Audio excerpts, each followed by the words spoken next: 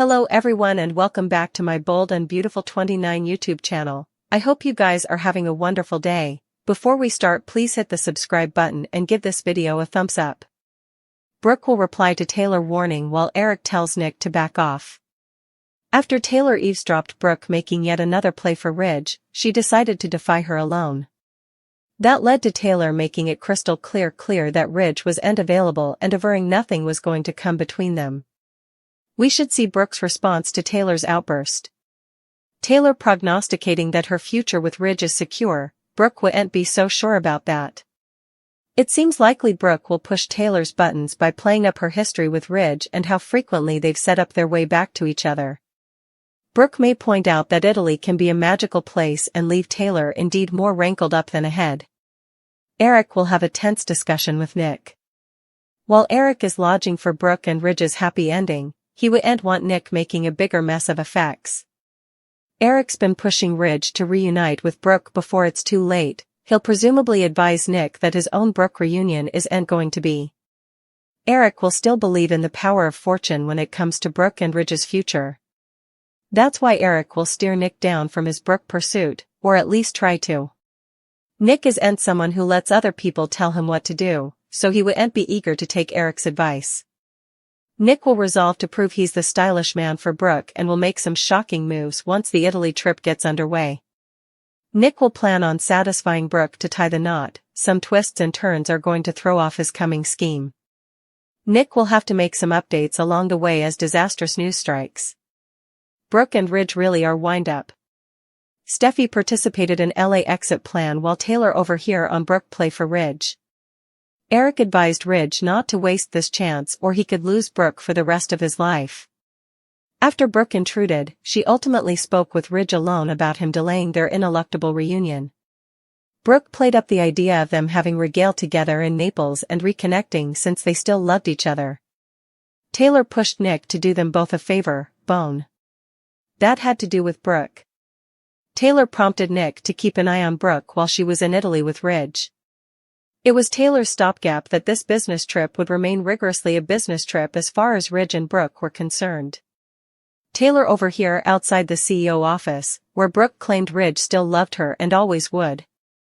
Brooke wanted to hash effects out, also Ridge asked if she meant over regale since she'd been pitching the idea of one earlier. Brooke noted that Nick would be happy to have regale with her. She made it clear that she'd rather dine with Ridge. Taylor caught up with Brooke in the design office and admitted she eavesdropped Brooke's rearmost Ridge play. Taylor reminded Brooke that Ridge was with her now and advised that wasn't going to change. No matter how Brooke tried to pull, Taylor was adamant that nothing would intrude in her relationship with Ridge. Finn made phone calls and failed to get in touch with Grace. Bridget joined Finn for a Grace-related discussion since they both still had so numerous questions. Finn knew they should all be thankful that Liam's excrescence was cured, but he plotted to understand how Grace pulled this off and why there was so important secretiveness. Since he hadn't been suitable to speak with Grace yet, Finn couldn't get updates from her regarding the procedure or seek any kind of clarifying news. Finn looked at Liam's reviews on his computer and wondered audibly what really happened to him. Sheila came to check on Liam and saw that Steffi was there. Sheila offered to come back another time. Steffi stopped her from leaving. That gave Steffi a chance to thank Sheila for looking out for her during all the Luna chaos. Sheila put her own life on the line to help Steffi, who would no way forget it. For Liam, Sheila expressed her relief and gratefulness over what he did for Steffi. Steffi asked about Sheila's injured bottom, so Sheila held it up and joked about only having 8 toes now.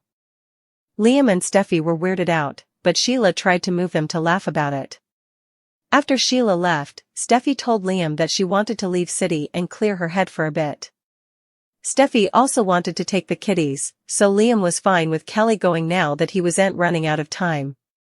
Steffi got a little choked up over leaving Liam. He offered consolation as they expressed their love. Taylor reuniting with Nick for one specific purpose. Taylor isn't sure whether to be happy or nervous that Nick will also be in Italy when Ridge and Brooke are there. So, she decides to find out what's really on Nick's mind. The former suckers reunite and have a pressure-filled discussion about Nick's intentions. Taylor accuses Nick of using the Italy trip to have a clear path to Brooke and win her back. Nick denies having similar studies, but Taylor can see right through him. Brooke and Katie bandy the Italy trip. Although Katie had been Team Ridge up until this point, she could see the appeal of Nick and not having to fight for a man. Katie title holders the idea of Brooke traveling to Italy with Nick and forgetting each about Ridge except for when it comes to business. Can Brooke do it? Eric wouldn't give up on Ridge and Brooke being together, so he gives yet another superheated speech about love to Ridge. Sheila is a idol with 8 toes, she's also the star at Il Giardino. Cleric has been toadying over his woman. And indeedly has been nice to Sheila. Sheila can see she may be getting an alternate chance because she took a pellet from Luna to save Steffi. Will she eventually have a relationship with her son? Steffi visits with Liam as they bond over his near-death experience.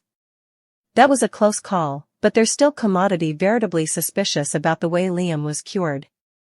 Does Liam indeed wonder what really happened? Finn is ready to act on his reservations. If only Grace would answer his questions. Grace is going to have some explaining to do. Still, we're going to find out about it shortly, if Liam's surgery was on the up and up.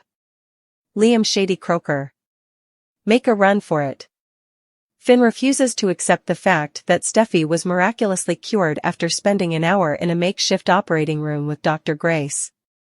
Finn and Bridget were under the print that Liam's excrescence was inoperable and the odds of him beating the complaint were slim to none. So, obviously they've questions.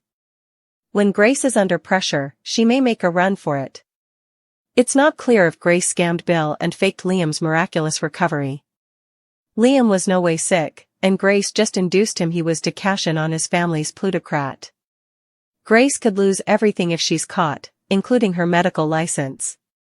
Finn and Bridget went back out, and scuttlebutt has it Grace could evaporate without a trace, and that will only make effects look indeed more suspicious. Still, shouldn't she be eager to partake it with her associates and not hide it? If she has set up a miraculous new cure for cancer. Daphne is back, which spells trouble for Hope and Carter's relationship.